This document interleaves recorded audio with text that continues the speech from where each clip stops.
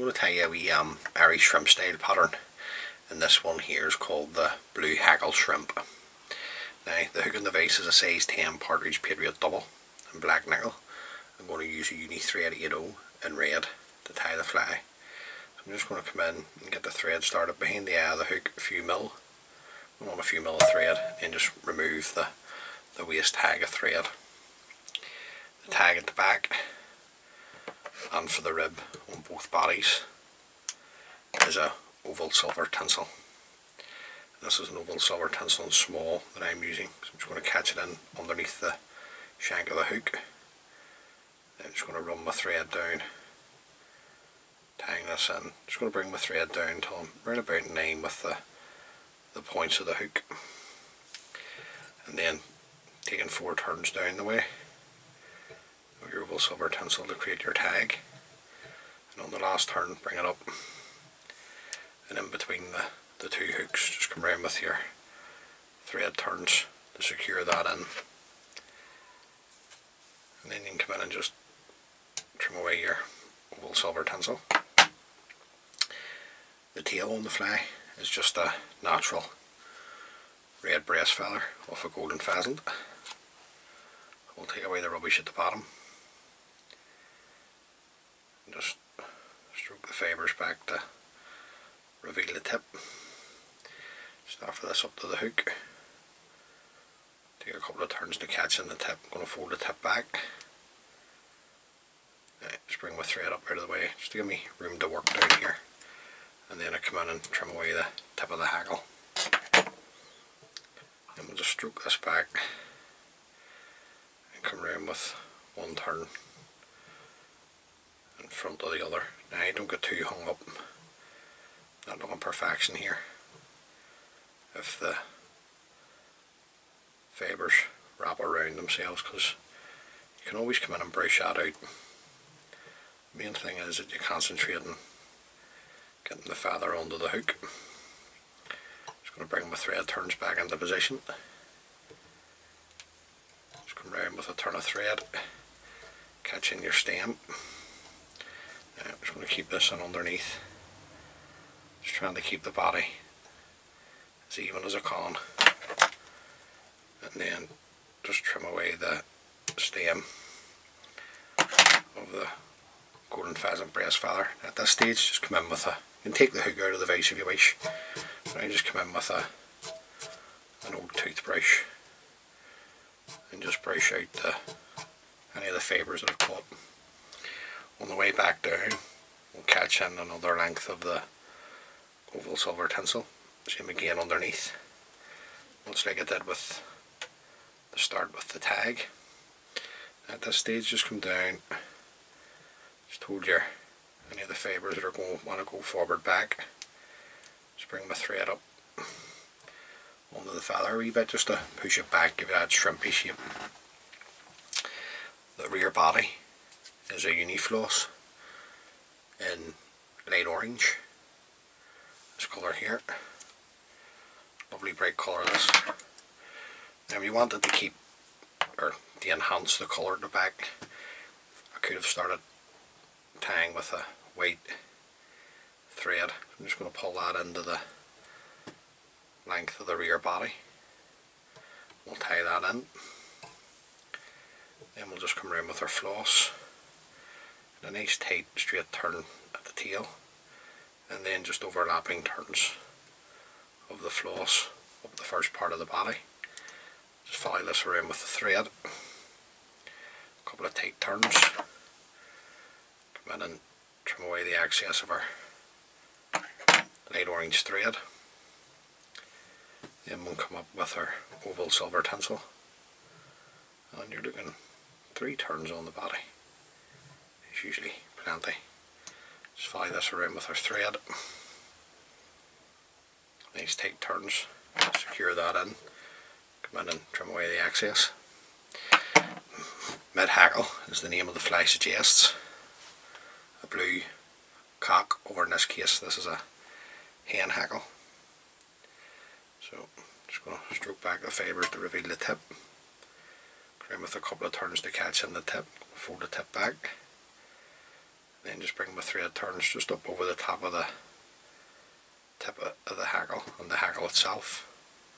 Come in and break away the stem.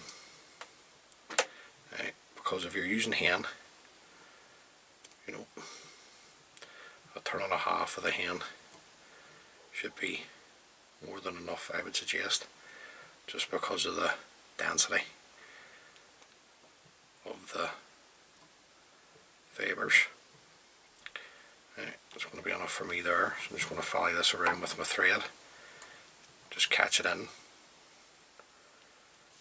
Right, just going to come in,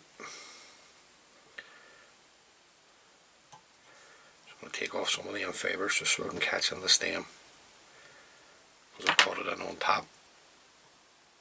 And then come in and just trim this, just the length of the body, and then just going to work my thread up, just hang in the cut ends of that hackle stem, just always trying to keep this as level as I can the whole way I go up.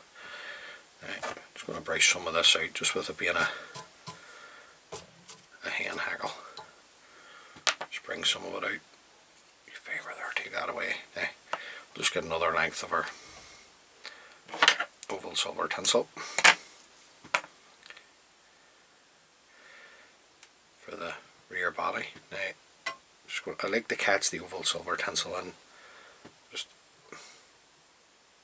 so I say, and underneath the shank of the hook, and then just work my thread back down.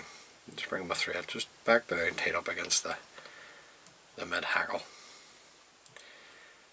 And we're not looking too bad. The front body, floss in black. If you don't have the floss, you could use dubbings. Even a hot orange dubbing for the rear body would work. I'm just going to put that into the length of the front body. Just secure that in, and then we'll bring up our black floss, much like the rear body, just one turn overlapping the other. Follow this around with my thread. Nice tight turn and just secure. Now this wee fly here, if you like your history of flies and where they're tied and the region they come from, this fly is off the River Moy, and it's a good fly to have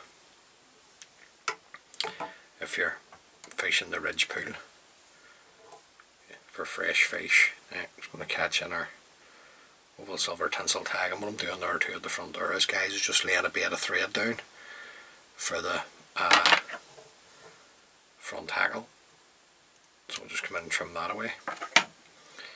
Now, the front hackle, it's just a bodger hackle. It's not any bodger hackle will do this, it's just a cheap bodger cock hackle. Now, I'm just going to catch this in by the tip, so we'll take a couple of turns to catch the tip in. I'm going to fold the tip back,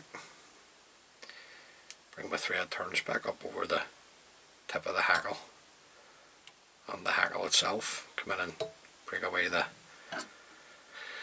tip of the hackle. Then I'm just going to come in with my scissors, just run that up the stem of the hackle. It just helps to fold the fibres back for you.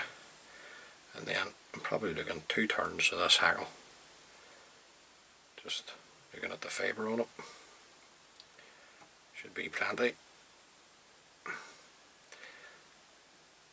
There. Just going to come in, round with my thread and catch in my hackle.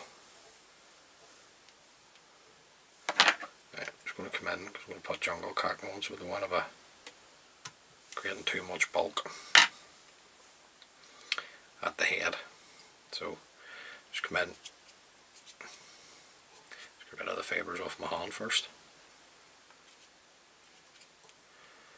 Just fold these, or just stroke them back. Bring my thread to the eye. Just back down. I'm just trying to get a base of thread down here for my jungle cock. So When I open some of that up, just want you to be able to see it. If you don't like using hand for your mid-hackle, just use cock hackles. Excuse me. And then just to finish off, just 2 jungle cock eyes. Yet again, an old jungle cock. It's not a cheap material to buy. If you don't have jungle cock, just don't put it on. The fly will still work. The fly will still work. So just going to get my 2 eyes here. Just going to come in, just offer them onto the hook. I'm just holding them. These are just loose turns of thread, just to get the eyes positioned, and just to see, make sure that they're the same length, and they are. So I'm happy with that. Now I'm just going to, let me get this straight for you. I'm just going to come in and hold the 2 eyes, take my thread turns down to the eye of the hook, and then just fold back the stem. Now, I know sometimes folding these jungle cock eyes back, that can be a bit of a pain, but see, if you fold them back, folks, the fly will last a wee bit longer. I'm just going to tidy the head up here, just at the same time I've got the eyes folded back. I'm going to come in and keep the thread tight, just holding the thread really tight. Then I'm going to break away the stems of the jungle cock. Right. That wee one there didn't want to come away, so we'll just rotate the face round, trim that away, no big deal. Right. Anything that's going forward or wants to go forward on you, just hold it back, and with another couple of turns just keep your thread tight, and then just come in and throw in a whip finish. Now that wee one fibre there just doesn't want to play ball with me, so we'll just get him to sit back there. Just remember, as the man said, your 10 flies, there's no mistakes, just happy accidents. Now just going to throw in a whip finisher, and then we'll come in and trim away our 10 thread, and that's the wee fly. That's the wee fly finished. Now, like I do with all of my salmon flies, I'm just going to come in, wee tiny drop of super glue just onto the head. You don't want this going anywhere else, just onto your head, right the whole way right round. And then once that dries, I'll just come in and put on a wee coat of super glue just to finish the fly off. So there you go, guys. I know we're coming to the back end of the season now, over here in Northern Ireland, but that wee one there, you're sitting over the winter, your 10 flies, and the good lady maybe hasn't dragged you out to the shops for your Christmas shopping. Sit and tie a few of those up, size 10, 12s, maybe even down to a 14. If I was tying it on a 14, I wouldn't wrap the mid-hackle. I would just put that on as feelings, top and bottom.